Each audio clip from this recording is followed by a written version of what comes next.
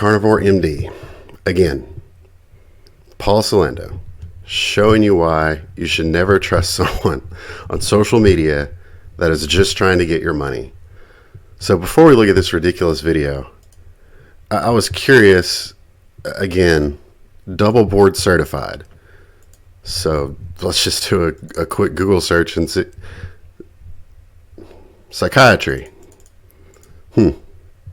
So yeah, I should be taking dieting advice from him, just like millions of others. So let's get some great advice on calories in versus calories out from this guy. So I'm sure he understands basic thermodynamics. I'm sure. So let's see what he has to say. Foods you eat can affect calories out. The foods you eat appear to be able to affect your metabolism, so you may burn more calories, right? It's pretty They don't appear to. They do directly.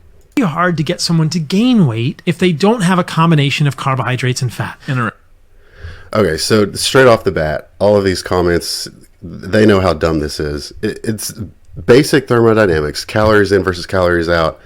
This whole carbs make you fat, fats make you fat, carbs don't make you fat, fats don't make you fat. It's literally all calories. So what he's probably referring to is diet-induced thermogenesis. So this is a great study that you guys can look at. And this has been out since 2004, and there have been multiple studies on this. So it's like, it's been proven over and over. So you can take a look at this. But this is probably what he's referring to. He doesn't really know how to, I'll give him the benefit of the doubt.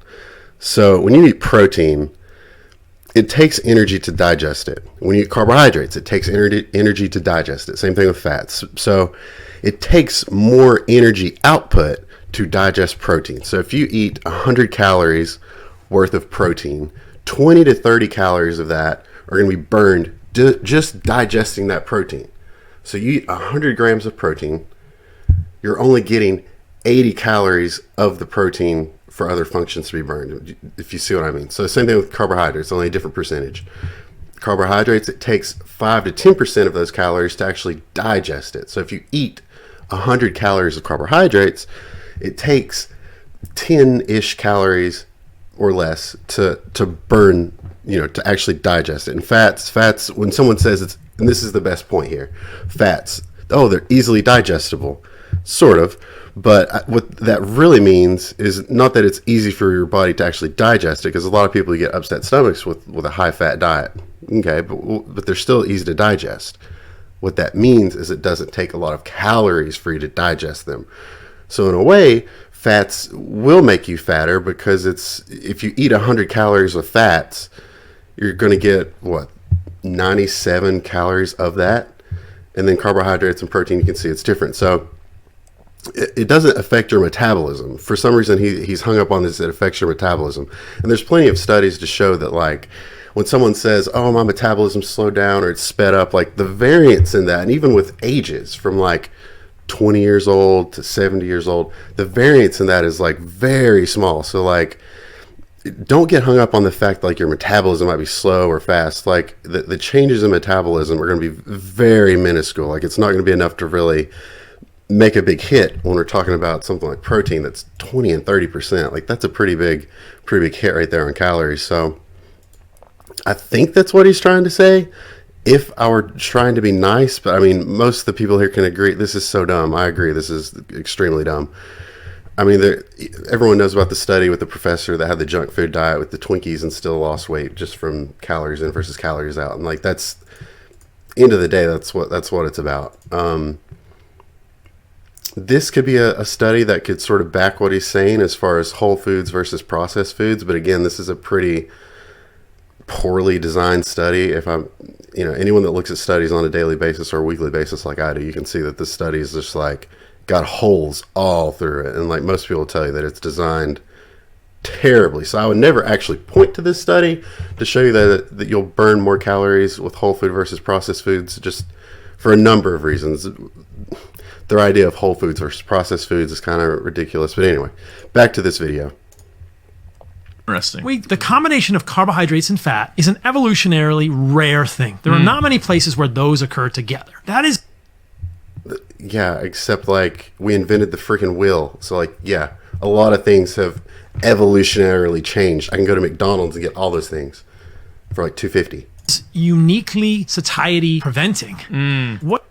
That was a crazy face, but yeah, satiety preventing. So he's saying that if you eat carbohydrates and fats, you're still going to be hungry, which again promotes what he's selling, which is that it's magic. If you just eat the carnivore diet, which is all protein, you can gain a ton of weight because you're going to be hurt. But then again, you can lose weight with it as well. So like he's sort of attacking the carbohydrates and fruits here, or carbohydrates and fats is what it sounds like. What is a reasonable strategy for people losing weight is to limit either fat or carbohydrates. We know that low fat, limit calories or limit calories. Duh. High carbohydrate diets can work for weight loss, and high fat, low carb diets can work for weight loss. No shit. Like they're both reduced. If a diet works, it's because the calories are reduced. Calories in versus calories out. It's not attacking one entire food group, one entire macro.